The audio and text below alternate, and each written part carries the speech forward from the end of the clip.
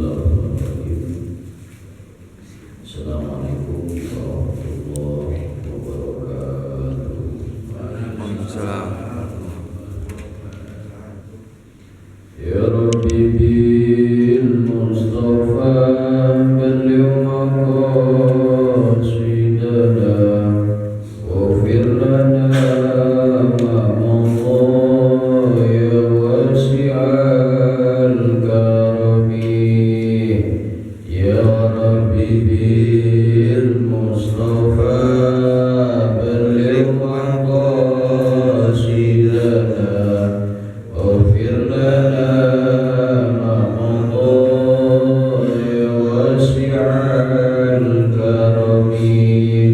Maulaya salli wa sallim daiman abada ala habibika khairil khalqi kullihim. Ya Rabbi bil Mustafa balligh maqasidana waghfir lana ma madha ya wasi'al karami.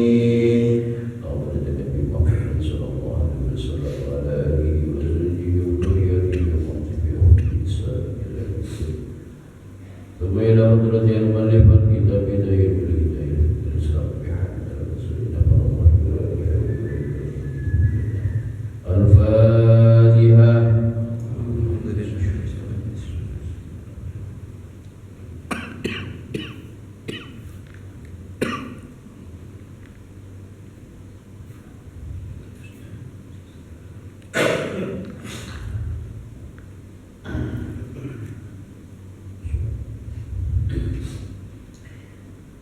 Bismillahirrahmanirrahim. Alhamdulillahirabbil alamin alladzi a'tana ni'matan katsiratan hatta la nastati an nusalli salata subhi bil jama'ah. Thumma nuridu an natlubal ilm fi hadzal masjid insyaallah mubarak. Thumma thaniyan nusalli wa nusallim ala sayyidina wa habibina syafi'ina maulana Muhammad wa ala alihi wa sahbihi wa man tabi'ahu bi ihsan ila yaumil ma'ad.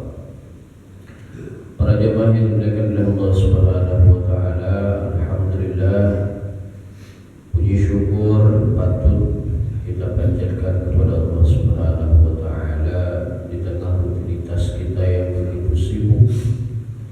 Kita masih diberikan kesempatan oleh Allah Subhanahu wa taala untuk sama-sama menggugurkan kewajiban kita sebagai thalibul ilm, yang mudah-mudahan tidak ada satupun dari kita yang hadir pada saat ini melainkan Allah gugurkan segala dosa-dosa kita semuanya.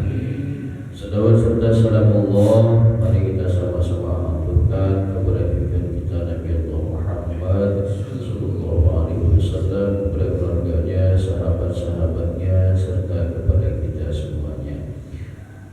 Para jemaah yang dimuliakan oleh Allah, mari kita sama-sama melanjutkan pembahasan kitab Bidayatul Hidayah, yang mana pada saat ini sudah sampai kepada Al-Qismul Awwal fi Ta'at, yaitu pada pembahasan bab pertama, yaitu bab taat.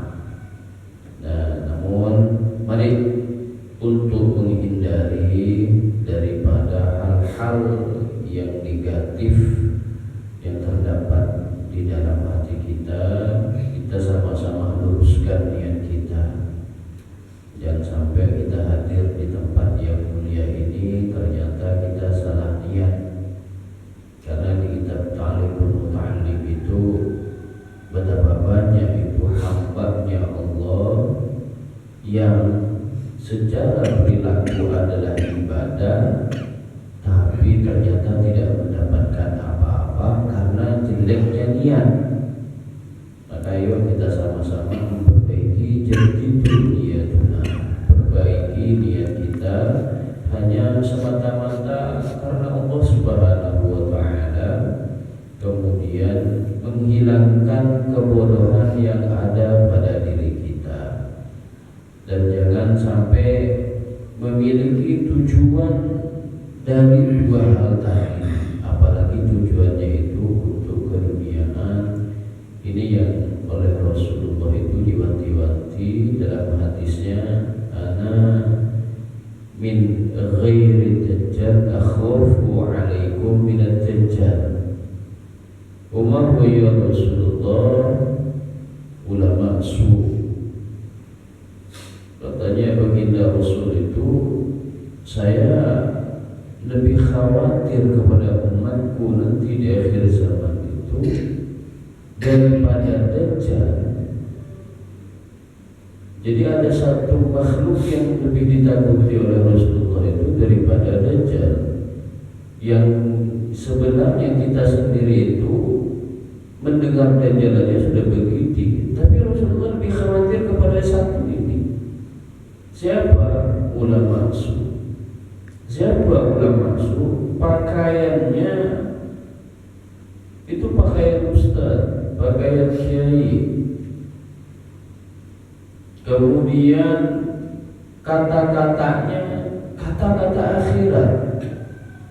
Tapi pakaian, kemudian kata-kata tidak cukup untuk sekedar melabeli dia itu sebagai ulama khair. Harus sesuai dengan pakaiannya, sesuai dengan ustadznya, ucapannya juga harus sesuai dengan ustadznya. Maksudnya perilakunya, bukan hanya sekedar kata-kata, bukan hanya sekedar pakaian. Kan kalau sekarang Pak, untuk mencari ustadz itu enggak serumit dulu gitu. Sekarang itu cukup pakai pakaian koko, kemudian pakai kopiah, itu sudah sangat gampang, itu bisa dipanggil dengan ustaz. Saya pernah punya pengalaman begini Pak. Saya pernah silaturahim ke pondok pesantren di Jogor. Saya bawa tukang kuli bangunan Pak. Nah, saya ajak dia pakaiannya Pak, ini pakaiannya pakai pakaian koko, pakai sarung, pakai kopiah.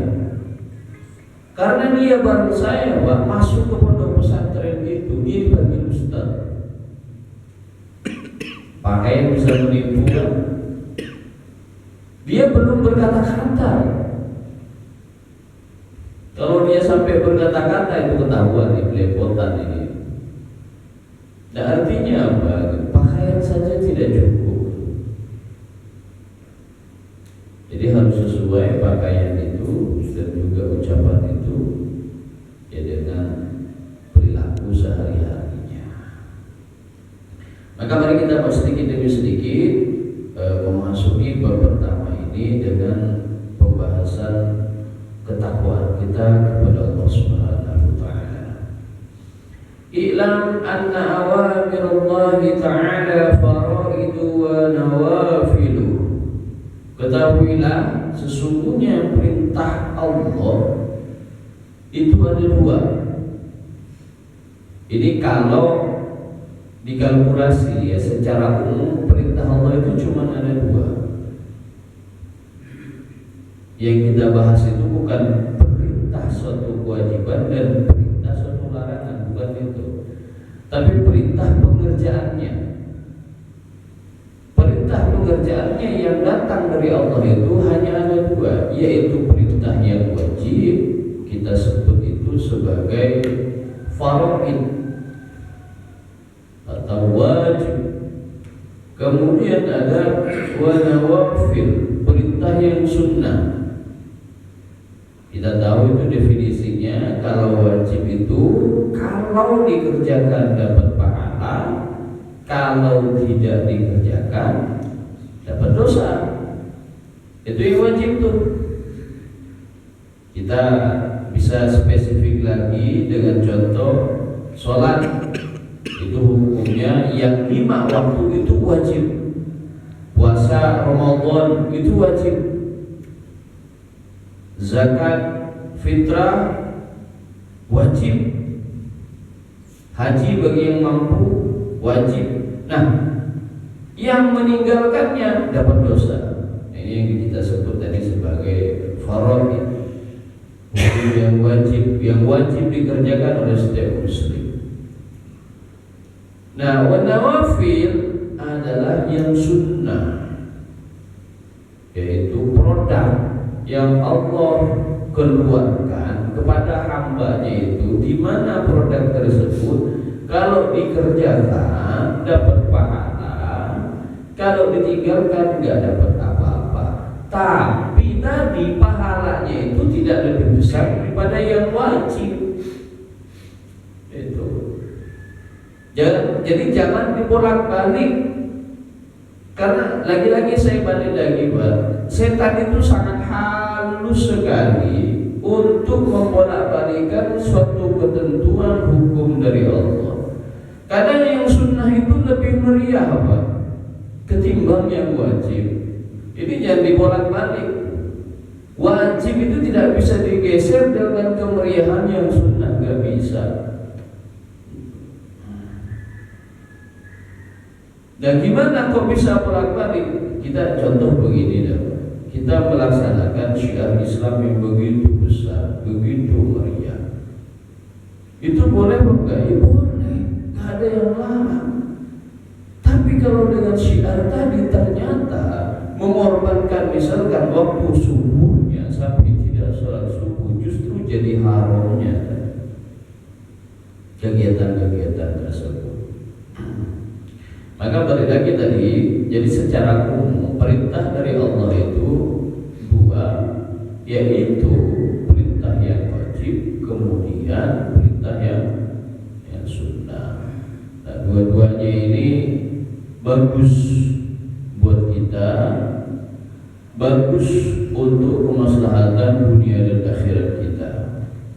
Fal fardu ra'sul mal wa huwa aslu tijarah wa bihi tahsulun najah wan naflu huwa ribahu wa bihil fawzu bidarajat.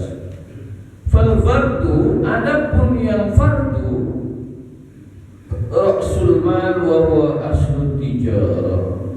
Nah, yang wajib ini, perintah yang wajib ini pondasi atau dasar dari perbuatan yang wajib dikerjakan. Namanya pondasi, kalau bangunan jangan sampai gak ada pondasi. Nah, dalam ungkapan perdagangan, Pak, di dalam sebuah tijarah itu, ini sebagai modal kita yang wajib ini. Maka kalau kita pengen dagang gak punya modal, nah ini kadang menjadi tanda tanya buat kita. Kita mau dagang tapi gak punya modal gitu loh. Nah sama saja. Ini coba Bapak diskusi atau tanya jawab dan sama orang yang jarang beribadah kepada Allah. Sekali-kali tanya, kamu pengen gak masuk surga? Ya pengen lah. Jarang beribadah saja itu pengen gak masuk surga. Ini jarang beribadah. Sehingga apa? Begini, kita minta kepada Allah itu yang realistis saja. Maksudnya realistis itu bagaimana? Realistis yang sesuai dengan kehidupan dan perilaku kita. Ini maaf, misalkan ya, ini kita pengangguran, nggak kerja, nggak dagang, lalu minta kepada Allah, ya Allah, hamba pengen kaya. Ini kan nggak realistis gitu loh dengan kehidupan kita. Lemboy kalau kita pengen kaya, minta kepada Allah, sesuaikan dengan kadar kelakuan kita. Kita pengen kaya itu juga harus ada sebabnya. Enggak kujuk-kujuk Allah itu ngasih kekayaan kepada kita tanpa ada sebab. Kalau ada akibat berarti sebelumnya ada sebabnya. Ini kebanyakan pada saat ini kaum rebahan itu pengennya yang instan, otomatis, naik level, naik derajat tanpa melalui proses, sehingga angan-angan mereka itu hanya timbul di otak tanpa bisa direalisasikan. Mereka pengennya hidup nyaman, hidup aman, tanpa ada proses kerja keras. Hidupnya bisa kaya raya, bisa sukses, matinya masuk surga. Mimpinya terlalu tinggi. Yang model kayak gini ini yang nantinya akan protes kepada Allah. Kok saya nggak dikabul doa saya? Ya kita apa istilahnya? Kalau di padang pasir, Pak, di padang pasir, boleh kita berharap minta kepada Allah, minta air ya Allah. Tapi realistis juga di padang pasir itu nggak ada apa-apa. Begitu juga dengan kehidupan kita. Ketika kita minta kepada Allah untuk masuk surga, realistis. Surga itu bukan hanya sekedar buat kita yang kaum rebahan tanpa ibadah, maksiat, jalan terus kemudian berdoa kepada Allah, ya Allah masukkan saya kepada surga. Karena memang betul surga itu hak mutlaknya Allah, siapa yang dikehendaki Allah. Tapi jangan lupa ada hukum sunnatullahnya juga. Situ berbuat kebaikan, menunaikan kewajiban dari Allah Subhanahu wa taala, Allah balas itu surga. Situ berbuat, meninggalkan kewajiban, berbuat kemaksiatan, Allah kasih neraka. Atau kalau perbuatannya sudah jelas-jelas ke neraka, malu minta masuk surga. Paling tidak lalui dulu tahapan-tahapannya. Perbuatan kita, perbuatan ahli neraka. Jangan tiba-tiba kepada Allah itu minta masuk surga. Paling tidak, ya Allah, hamba pengen bertobat dikit-dikit. Jangan langsung kepada puncaknya. Hamba pengen istiqomah meninggalkan kemaksiatan. Hamba pengen beribadah kepada Engkau. Setelah istiqomah, ya Allah, mungkin dosa hamba kebanyakan, ya Allah, selama ini.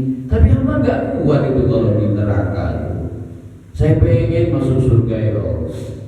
Ya bertahap perbuatan kita itu sebagai hamba-hamba yang memang pantas untuk masuk surga.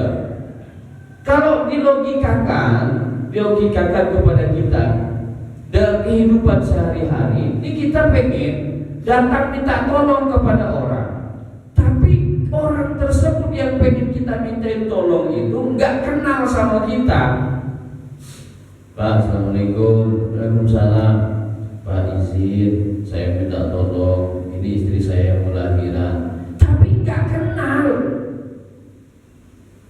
Kalaupun dikasih, misalkan dikasih, paling ala kadarnya. Berbeda dengan yang sudah kenal, berbeda yang sudah akrab. Tentu pertimbangannya juga lebih banyak. Begitupun juga kepada Allah. Situ kenal nggak sama Allah, tiba-tiba minta kepada Allah. Kenalan dulu dong sama yang kholi. Jangan saat butuh doang itu tiba-tiba kenal. Malu. Kan kebanyakan kita begitu. Pada saat kita butuh baru datang. Pada saat orang lain butuh terhadap kita, sembunyi, lari. Bahkan terkadang kalau dalam bab hutang piutang itu lebih ganas orang yang punya hutang. Ini yang terkadang itu ya, apa istilahnya, tanemin ini dalam perasaan kita ini rasa malu yang besar kepada Allah. Rasa malu sehingga kita itu bertindak, berkelakuan yang positif, terutama dari perintah yang wajib tadi. Paham sini Pak ya? Wan naflu huwa ribhu wa bihil fawzu bid darajah. Adapun kalau tadi yang wajib itu adalah modal, adapun yang sunnah itu adalah keuntungan. Wa bihil fawzu bid darajah. Nah, kalau sudah dapat keuntungan, maka pangkat dan derajat secara otomatis ikut. Ini kita berbicara akhirat ya, ini berbicara akhirat. Begitupun juga nih, kalau perbandingannya kan dunia dan akhirat itu apa istilahnya itu, pangkat dan derajatnya itu mirip-mirip meskipun dunianya berbeda jauh, alamnya berbeda jauh. Artinya begini, kalau kita logikakan dalam perihal dunia, semakin banyak harta yang kita miliki, maka kehidupan kita itu dengan sendirinya naik posisinya di atas masyarakat. Semakin kita dihormati. Itu kalau masalah dunia. Terus saja, Pak. Jadi kalau gampang saja, kalau kita itu pengen didengerin sama orang, dikagumin sama orang, dihormati sama orang, banyakin aja harta. Nah, tapi di akhirat, Pak, di akhirat itu sama posisinya. Kalau kita pengen dapat keuntungan tadi, Pak, maka tadi tijarahnya itu modalnya derajat kita semakin naik. Modal pertamanya laksanakan kewajiban yang Allah perintahkan kepada kita, dibarengi dengan yang sunnah-sunnah. Maka selain dapat keuntungan, derajat kita di sisi Allah itu juga semakin naik. Kalau derajat kita di sisi Allah semakin naik, secara otomatis derajat kita di sisi manusia juga ikut naik. Itu bedanya, Pak. Derajat di dunia tadi yang pakai harta itu ya, yang pakai duit tadi, semakin banyak hartanya, semakin dihormati sama orang. Tapi belum tentu semakin dihormati oleh Allah. Tanda bahwa dia semakin dihormati oleh Allah dan juga dihormati oleh manusia, semakin banyak hartanya, semakin tunduk dia, semakin dia merasa bahwa itu bukan punya dia, semakin bermanfaat hartanya. Itu satu tanda bahwa dia dicintai dan mencintai kepada Allah. Tapi dengan semakin banyaknya harta, semakin susah pintunya dibuka, semakin banyak kuncinya, semakin lebar pintu gerbangnya, semakin tinggi pintu gerbangnya, sampai gak kenal sama tetangganya. Itu kira-kira ciri-ciri apa, Pak? Bisa ditebak ya. Ini bakhil di atas bakhil. Ini perlu kita koreksi. Jangan-jangan kita selama ini begitu. Nah, jadi perbandingannya tadi antara dunia dan akhirat. Kalau posisi kita tinggi di sisi Allah, secara otomatis posisi kita di sisi manusia juga tinggi. Itu konsepnya, Pak. Gak usah apa istilahnya, gak usah pusing-pusing nyari penghormatan kepada manusia, gak usah, Pak. Gak usah dicari yang seperti itu. Intinya, semakin kita tinggi derajat di sisi Allah, manusia itu pada ngikut, Pak, pada ngekor. Yang penting tadi, kalau kita mau caper, kalau pengen dipuji, cukup dipuji oleh Allah. Kalau Allah sudah puji, Pak, secara otomatis itu manusia atau makhluknya itu otomatis ikut muji-muji kepada kita. Nah, ini ada satu hadis di kitab ini yang perlu kita baca dan juga kemudian kita renungi.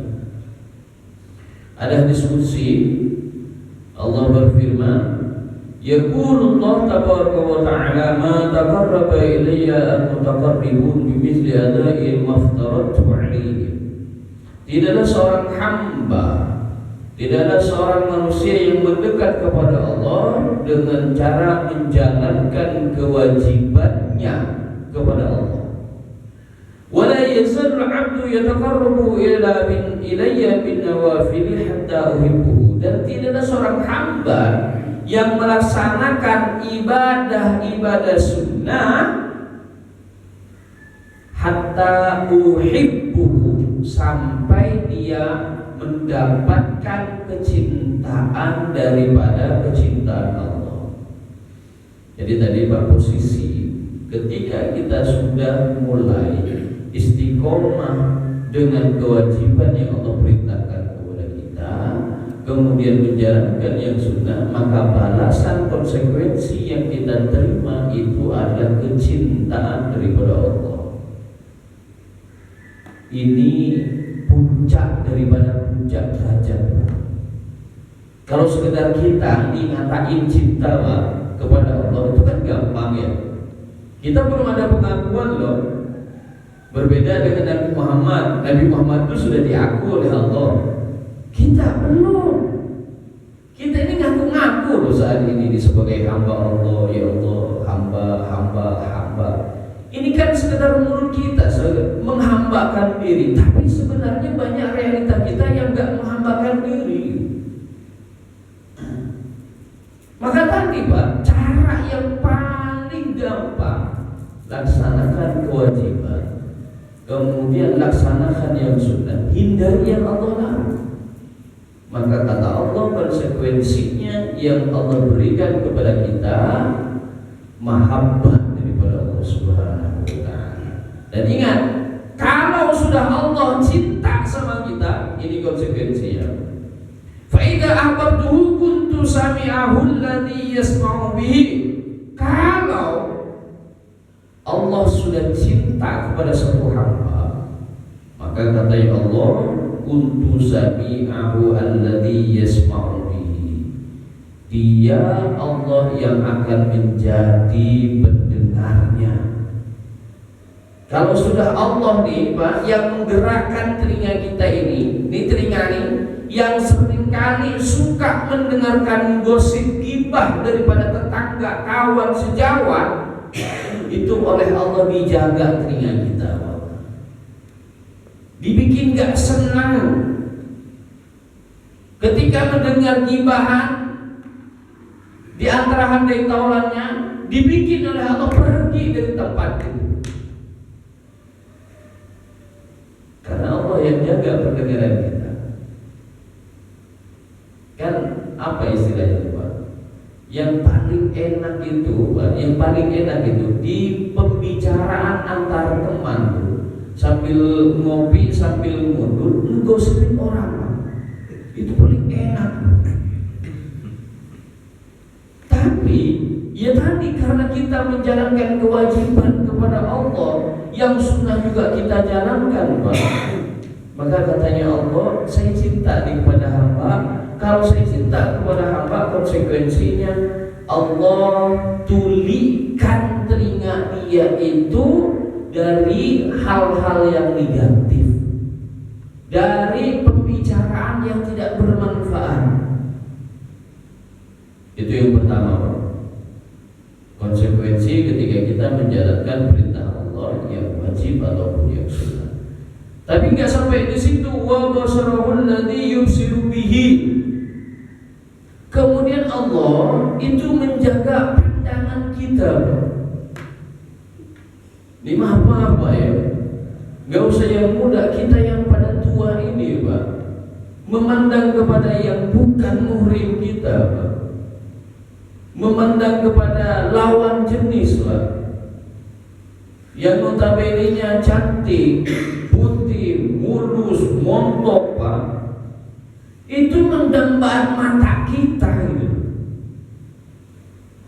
Yang jarang sekali Pak, jarang sekali di mata ini Pak, yang dibalut dengan hawa nafsu pada saat melihat seperti itu, pengen tutup mata, jarang Pak.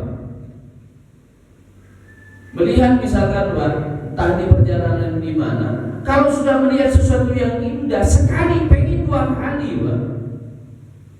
Kita contoh dah pada saat kita naik motor atau kita naik kendaraan mobil, dilihat dari belakang, kayaknya kelihatan cantik Pak.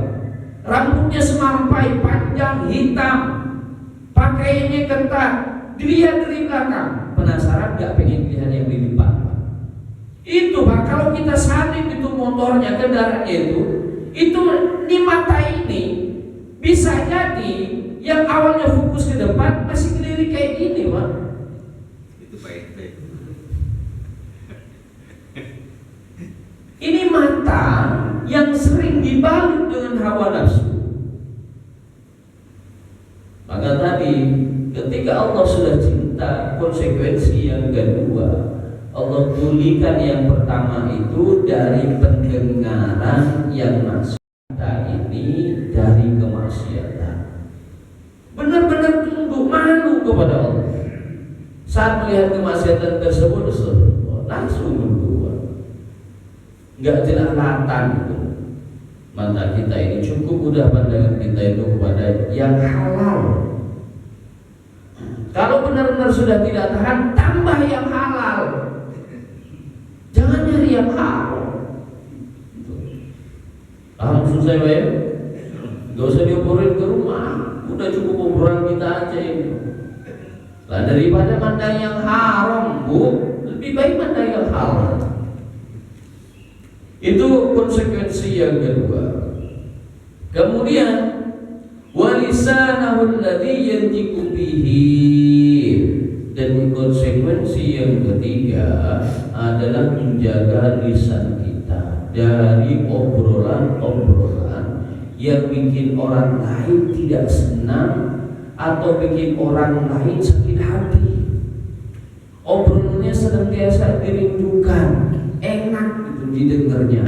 Tongkrongannya membuat orang itu nyaman, tidak suka nyindir, tidak suka menyakitin, apalagi menghina kepada orang lain, tidak merasa dia lebih tinggi derajatnya dari orang lain. Posisinya selalu menganggap bahwa pribadinya itu lebih rendah dari orang lain. Itu nasihat daripada Syekh Abdul Qadir Jailani. Posisinya yang kita ketahui itu sebagai wali Allah. Beliau itu ketika bertemu dengan yang lebih tua selalu memposisikan alhamdulillah, ketemu dengan orang tua secara otomatis pahala amal bapak jauh lebih banyak ketimbang saya tuh. Saya mah bocah baru kemarin. Sehingga apa? Ketika ketemu dengan orang yang lebih tua daripada beliau itu, beliau tunduk, malu, nggak peduli itu kedudukannya seperti apa di mata manusia. Yang penting dia husnudzon, orang yang lebih tua otomatis pahalanya lebih banyak daripada saya. Bertemu dengan yang lebih muda, beliau istighfar terhadap pribadinya. Astagfirullah. Kenapa beristighfar? Bertemu dengan yang lebih muda, beliau selalu merasa dosa saya lebih banyak ketimbang orang itu. Coba sikap seperti itu kita tampilkan gitu loh Pak. Belajar pelan-pelan. Merasa pribadi kita ini lebih hina dari siapapun. Tidak memandang pribadi kita ini lebih baik dari siapapun. Tidak memandang kendaraan yang kita punya itu lebih baik daripada kendaraan siapapun. Belajar menerima apa adanya aja. Yang Allah kasih ya sudah, itu yang memang Allah berikan yang terbaik buat kita. Gak usah banding-bandingin dengan yang lain. Kenapa? Ini yang terkadang membuat hati kita rusak. Allah sudah kasih kendaraan dengan merek A, tapi melihat punya tetangga merek B, pengen lebih baik daripada yang B. Gak usah. Untuk urusan dunia gak usah banding-bandingin. Kalau kita bisa sampai ke Jakarta dengan kendaraan A, ngapain pakai kendaraan B? Ini yang terkadang membuat hati kita itu susah tenang. Selalu membandingkan punya pribadinya dengan punya orang lain. Cukup sudah Allah berikan kepada kita itu, gak usah dibanding-bandingin. Paham sedih Pak ya? Yang jelas Pak, Allah memberikan kepada kita itu sesuai dengan kebutuhan kita, bukan sesuai dengan keinginan kita. Waktunya pun itu bukan sesuai dengan permintaan kita.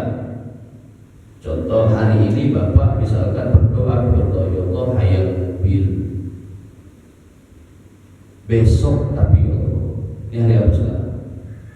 Hari Ahad. Mumpung 17 Agustus ya Allah, tolong ya Allah.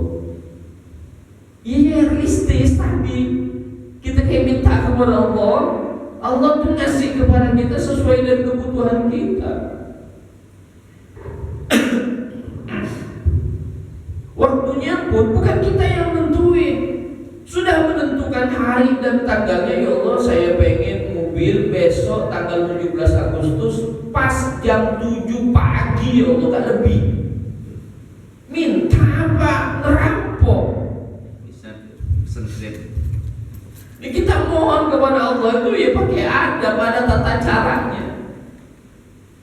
Nah tadi konsekuensi yang ketiga, ketika Allah sudah cinta kepada dia, maka Allah jaga lisannya dari perkataan-perkataan yang bikin orang lain itu tidak senang. Justru perkataannya itu senantiasa ditunggu sama orang lain karena menimbulkan motivasi dan semangat.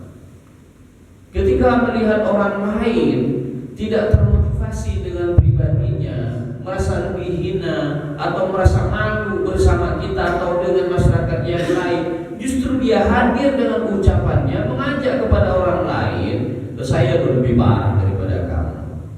Membandingkan pribadinya, jangan bandingin orang lain. Pribadinya yang kita bandingin itu, saya lebih parah sebenarnya dari kamu. Kamu lebih baik. Sehingga tadi perkataan tadi itu menimbulkan rasa yang dirindu sama orang lain. Udah tahu nih orang miskin, sudah tahu orangnya tidak pedean, sudah tahu orangnya jelek, sudah tahu orangnya kurus, sudah tahu orangnya itu pemalu. Kemudian kita datang kepada dia, iya sih, emang kamu jelek sih. Ya udah deh, gak usah gabung dah. Tambah malu orang lain digituin. Maka kata-kata tadi itu benar-benar kita jaga. Ingat. Satu kata yang bisa nembus kepada hati kita itu jauh lebih sakit daripada goresan pedang. Itu perlu benar-benar kita jaga ini. Mulut kita ini sumber masalah ini, sumber maksiat ini. Maka dengan cara untuk menjaganya tadi, jalankan kewajiban, kemudian jalankan yang sunnah, meninggalkan yang Allah larang.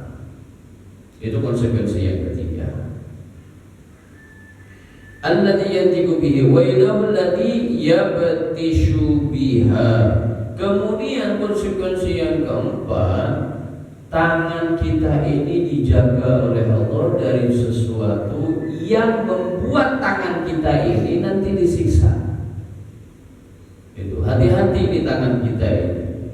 Gak sembarangan mukul kepada orang, gak sembarangan ngambil punya orang. Tapi benar-benar oleh Allah, ini tangan ini digerakkan untuk sesuatu yang baik. Konsekuensi yang keempat, ini tangan ini oleh Allah hanya digerakkan kepada yang halal, yang bukan barangnya, yang bukan punya dia gak digerakin sama Allah. Bahkan kalau sudah terjadi kesempatan, kan terkadang apa?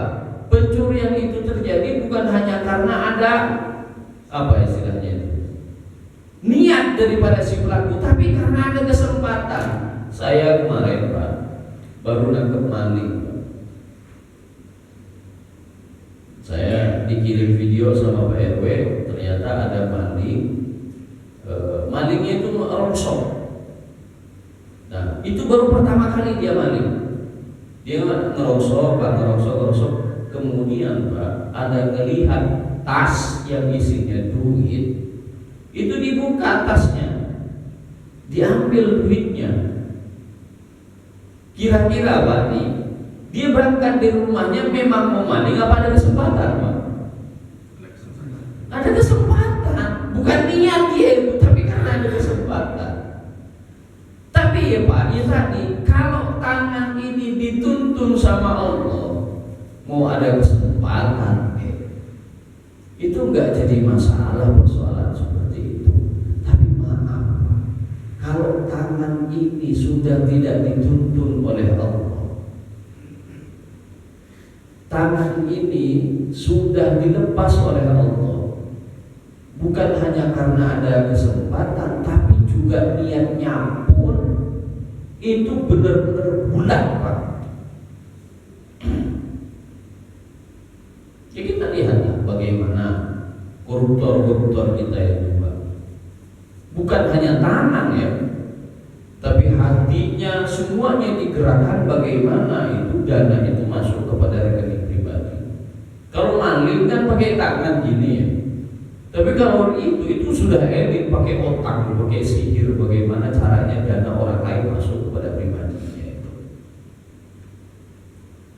Nah, ini konsekuensi ketika kita sudah dicintai oleh Allah. Na'udzubillah dari kebalikannya. Kalau sudah Allah tidak suka kepada kita, yang halal-halal itu dikasihnya cuma dikit, tapi yang haram itu banyak dikasihnya. Itu hati-hati juga, Pak. Kalau sudah kita bermanuver seperti itu, artinya perbandingannya, maaf ini, Pak. Ini air halal, ini air haram yang dia miliki. Nah, ini, Pak, kalau orang sudah ditutup hatinya oleh Allah, dia itu udah gak peduli mau halal mau haram, udah gak peduli. Yang terpenting itu ini bisa dia kuasai. Maka yang halal tadi yang segini, Pak, ini tertutup.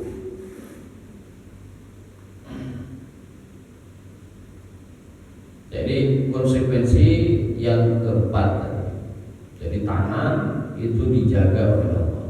Kemudian yang kelima, warijlahul lati yamshi biha, atau yang terakhir, Allah itu menjaga langkah kaki kita dari langkah-langkah kemaksiatan.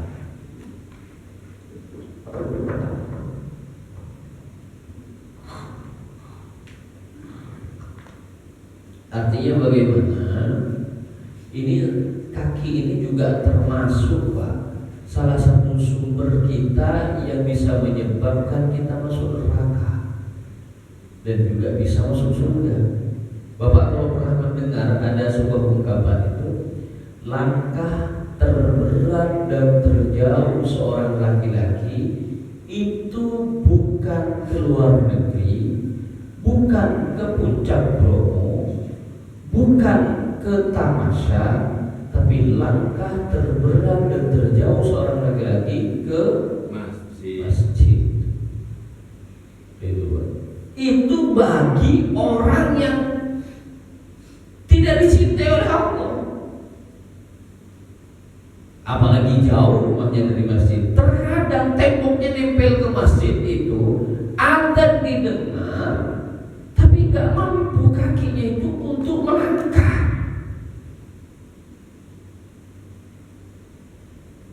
Kadang sehat dia punya, luang dia punya, kaya dia punya, hidup dia punya, tapi untuk melangkah ke tempat ibadah dia susah.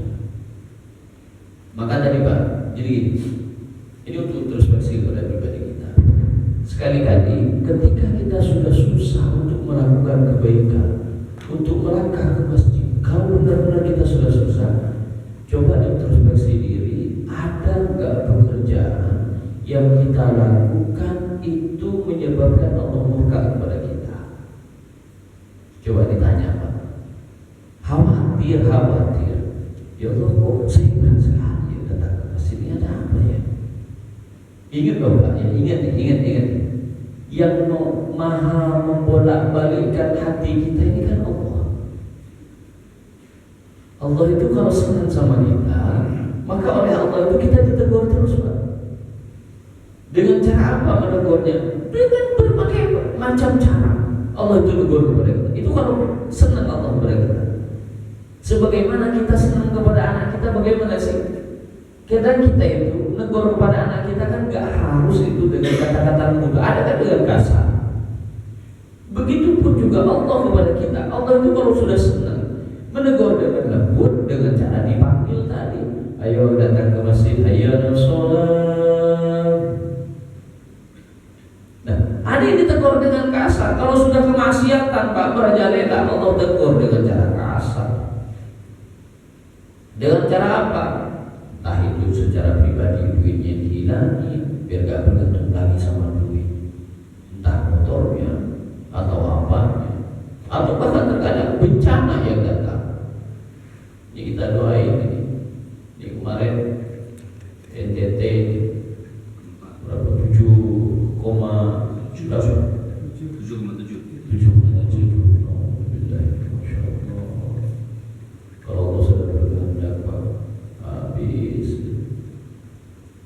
aman apa enggak? Ya belum tentu.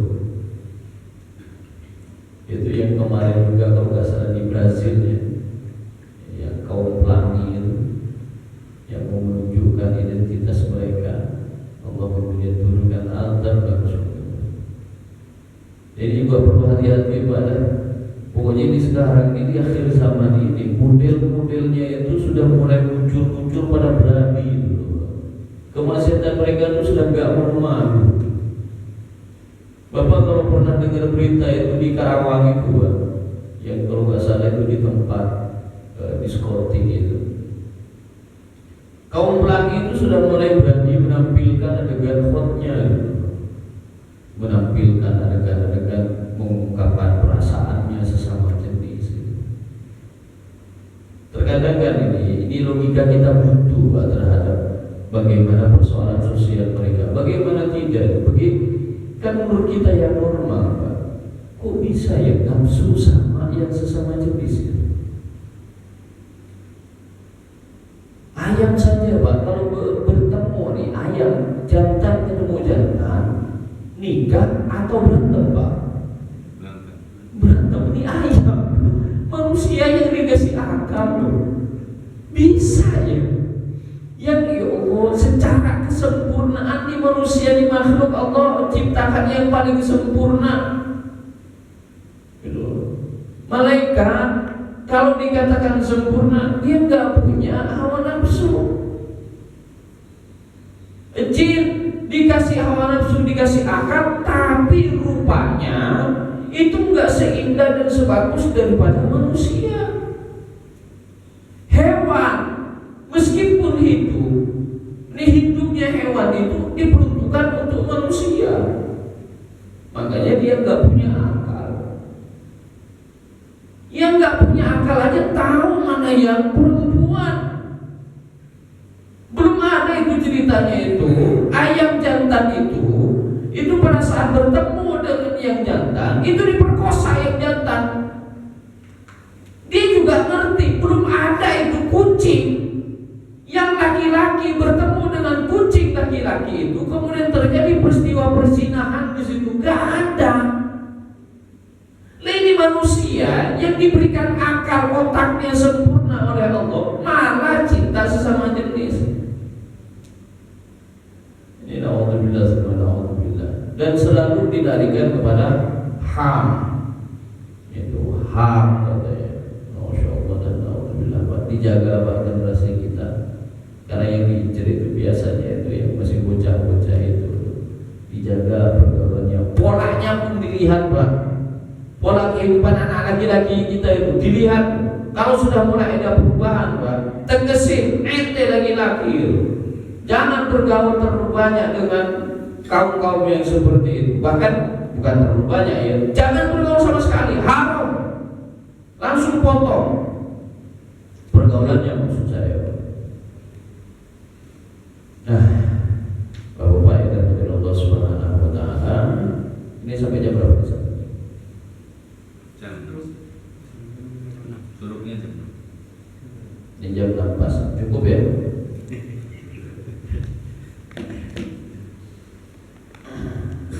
Ini sebelum saya tutup nih, Pak.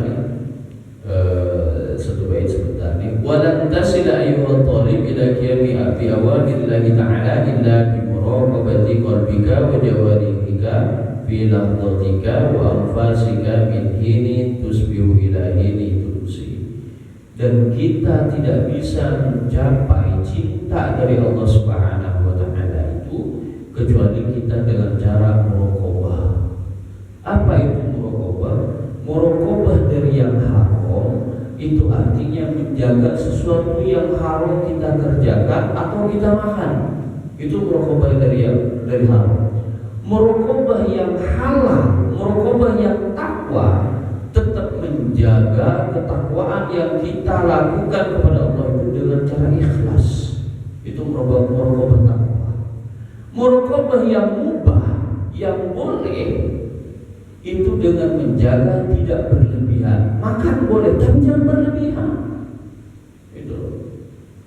Jangan sampai bikin kita ini malas untuk beribadah. Maka tadi, kalau Kalau kita pengen dicintai oleh Allah, jalan satu-satunya warahmatullahi